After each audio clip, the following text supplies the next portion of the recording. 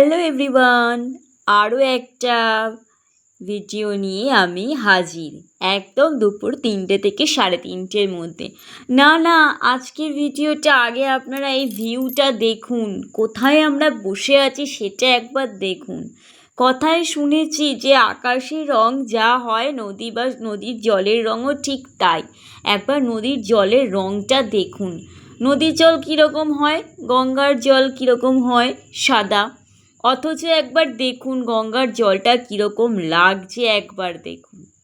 আর এটা কোথাকার ভিডিও সেটা ভাবছেন, পাশে ওরা কে সেটা ভাবছেন। বলেছিলাম না আগের দিন যে দিদাকে দেখতে যাচ্ছি, দিদার শরীর খুব খারাপ, আর সেখানে গিয়ে দিদাকে দেখে আমি, কর্তা, আমার বোন, ভগ্নিপতি সবাই একসাথে বসে গঙ্গার পাড়ে গল্প করছি। Good morning. এই দেখুন আমার টুনটুনগুলো কি করছে। এই কি করছিস? হ্যাঁ, আজ বুধবার, আবার গুরু পূর্ণিমাও আছে। এই স্নান টান হয়ে গেল এই মুহূর্তে, এবারে যাব পুজো দিতে, ফুল তুলতে। চলুন আপনাদের একটা জিনিস দেখাই। বলছিলাম না আমার বাড়িতে এক ধরনের ফুল আছে, বেশ সুন্দর বড় হয়ে ফোটে। চলুন সেগুলো একটু দেখাই। এই দেখুন,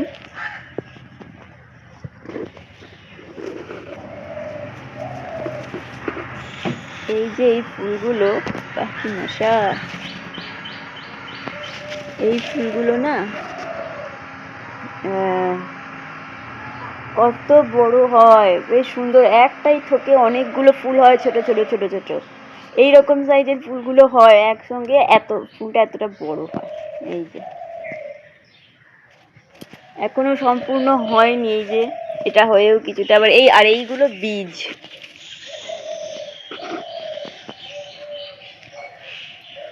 এই যে এইগুলো হচ্ছে বীজ, আর ফুলটা এই যে অনেকটা বড় হয় ফুলগুলো। তো সকাল তো শুরু, নতুন দিন। কালকে দিদাকে দেখতে গেছিলাম, বাড়ি আস্তে আস্তে 10:30 বেজে গেছে। তো দিদার শারীরিক অবস্থা যা হয় বয়স্ক মানুষের, তো দিদার অনেকটাই বয়স, তো খুব একটা ভালো বুঝলাম না। আর যাই হোক, তো নতুন সকাল শুরু, আপনারা সঙ্গে থাকুন, আমি আমার লাইফস্টাইল শেয়ার করি। এবারে ফুল তুলে পুজো দেব। হসপিটাল থেকে বেরিয়ে মামার বাড়িতে মামারা, মামাদের মেয়েরা মানে আমার বোনেরা, ভগ্নিপতিরা সবাই যে যার মতন টোটোয় উঠে তাদের বাড়ি চলে গেল। আমিও আমার কর্তামশাই আসবে, ওদিকে আমার বোন আর ভগ্নিপতিও যাবে। তো তারপর বোন একটু আবদার করলো, দিদি একটুখানি না হয় আমরা বসে গল্প করি, তারপর না হয় তুই বাড়ি যাবি। তো বোনের আবদার কি কখনো ফেলা যায়? আর আমাদের ওখানেই গঙ্গা, তো একেবারে গঙ্গার পাড়ে বসে আমরা কিছুটা সময় কাটালাম, দিদার শরীর নিয়ে আলোচনা করলাম। মাও বেশ কিছুদিন ধরে মামার বাড়িতেই রয়েছে, দিদার সাথে যোগাযোগ রাখছে, হসপিটালে যাতায়াত করছে, সেই সমস্ত গল্প গুজব করলাম। আর পেট পুড়ে ভুরিভোজ করা হলো, যাবতীয় খাবার দাবার খেয়ে তারপর আমরা যে যার মতন বাড়ি আসলাম। আগে দাঁড়িয়ে আসতে আসতেই প্রায় 10:30 বেজে গেছে। আর বোন ভগ্নিপতিরাই যেহেতু ওখানে থাকে, তাই তাদের বাড়ি যেতে বেশি সময় লাগেনি। একটা জিনিস কি বলুন তো, সংসার যেমন আমরা প্রত্যেক দিন নিত্য নৈমিত্তিক কাজগুলো করি, এগুলো যেমন সংসারের প্রাণ, ঠিক তেমন সংসারের মানুষগুলো কিন্তু আমাদের হার্ট বা ফুসফুস দুটোই বলা যেতে পারে, যাদের ছাড়া একটা সংসার একেবারেই অসম্পূর্ণ। এই যে দিদার শরীর খারাপ দেখে 7 সমুদ্র 13 নদী পার ঠিক চলে গেলাম নিজেরা সময় বার করে, ঠিক তেমন সেখানে গিয়েও বাড়ির আশেপাশে মানে কাছের মানুষগুলোকে পেয়েও কিন্তু আমরা ক্ষণিকের জন্য হলেও যেন হাজারো মন খারাপের মধ্যে হলেও একটু স্বস্তি পেলাম, ভালো লাগলো, কাছের মানুষগুলোকে স্পর্শ করতে পারলাম।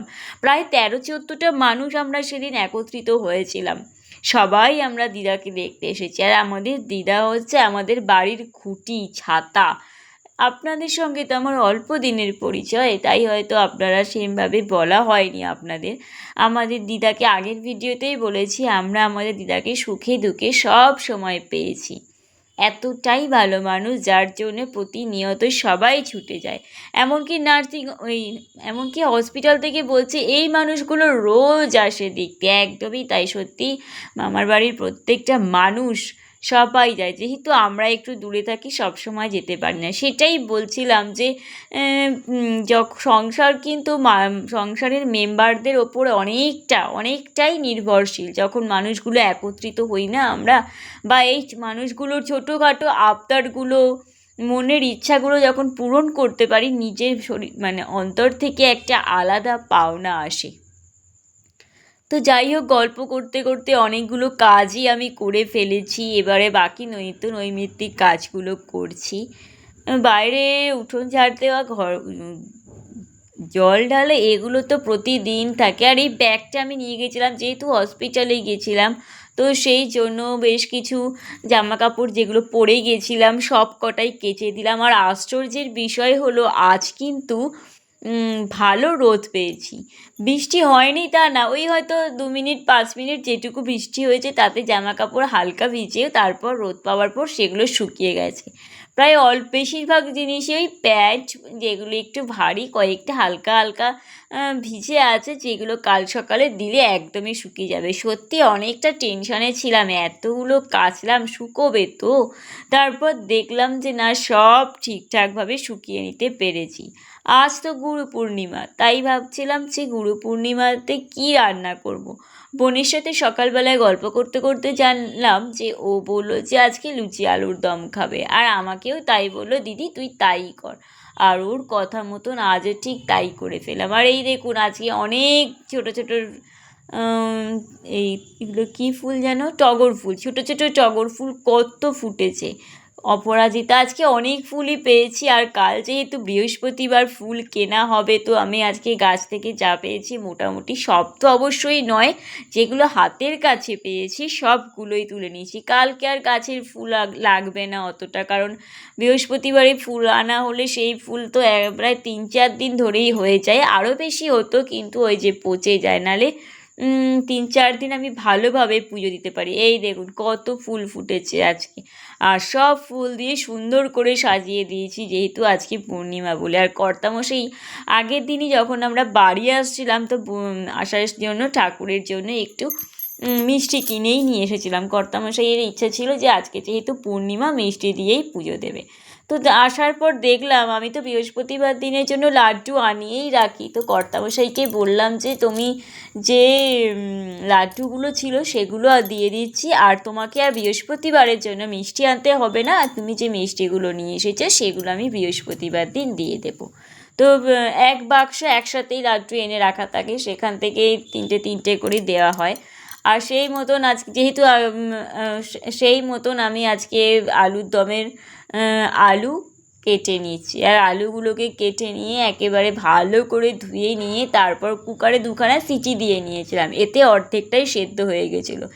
এরপর ভেজে নিয়ে জিরে আর শুকনো লঙ্কা ফোড়ন দিয়ে নুন, হলুদ, মিষ্টি, জিরে গুঁড়ো, ধনে গুঁড়ো দিয়ে লাস্টে নামানোর আগে একটু গরম মশলা দিলাম।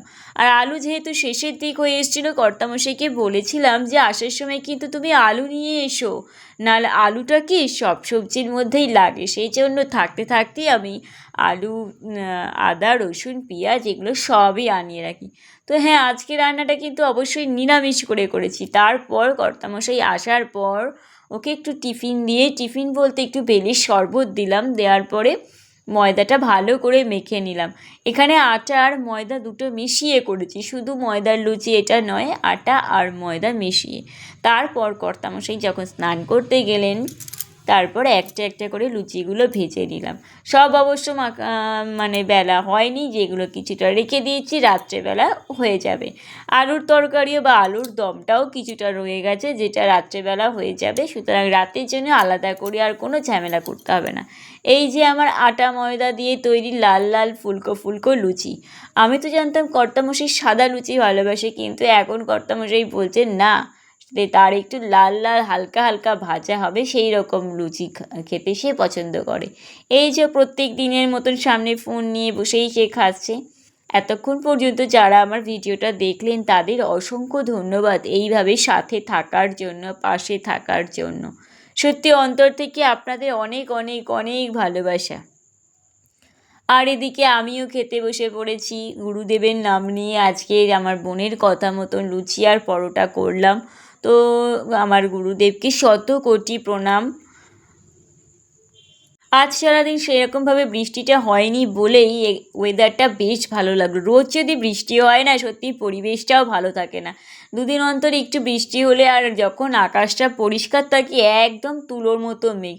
ছোট থেকেই না আমার মনে হতো তুলোর মতন মেঘগুলোকে বুঝে আমি হাত দিয়ে ধরে নিয়ে আসি একদম।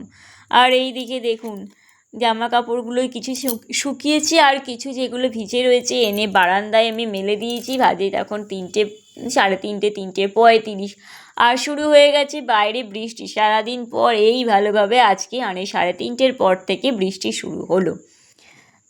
সবাই ভালো থাকবেন, সুস্থ থাকবেন। আমি আমার ভিডিও এবারে প্রায় শেষের দিকে নিয়ে চলেই এসেছি।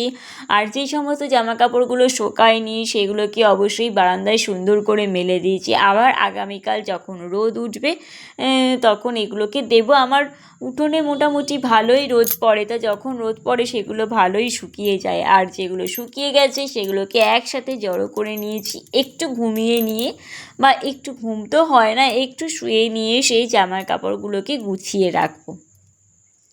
জায়গার জিনিস জায়গায় রাখলে তবেই তো পরের দিন পাবো, তাই না? সেই জন্যেই প্রত্যেকটা জিনিস যখনই কেচে ধুয়ে নিয়ে আসি একদম সামনে সুন্দর করে ভাঁজ করে রেখে দিই, যাতে পরের দিন শুধুমাত্র জামা কাপড় কেন, যে কোনো জিনিস জায়গার জিনিস জায়গায় থাকলে তবেই মনে থাকে। আর আমি তো প্রচণ্ড ভুলো মনের মানুষ, তাই অবশ্যই আরও বেশি পরিমাণে জায়গার জিনিসগুলো জায়গায় ভরে রাখি, না হলে তো আরও বেশি পরিমাণে ভুলে যাই। আর কর্তামশাই করতো সে আমি হাতে করে গুছিয়ে দেবো, সেই হিসেবে যদি আমি ভুলে যাই তাহলে কি আর হবে? এই যে এই জামা কাপড়গুলো শুকিয়ে গেছে, এবার এগুলোকে পরে নিয়ে ভাঁজ করব। বৃষ্টি হয়েই চলেছে, বৃষ্টি প্রায় 1 ঘন্টা যাবৎ হয়েছে, কিন্তু সেই রকম পরিমাণে হয়নি বলে কোথাও জল জমেনি। এইরকম মাঝে মাঝে বৃষ্টি হলে ভালোই লাগে, কিন্তু একটানা বৃষ্টি হলে তো একদমই ভালো লাগে না। তো আমি আমার ভিডিও এবারে এখানেই সমাপ্ত করছি। আবারও আগামীকাল আরও একটা ভিডিও নিয়ে চলে আসবো। ততক্ষণের জন্য টাটা।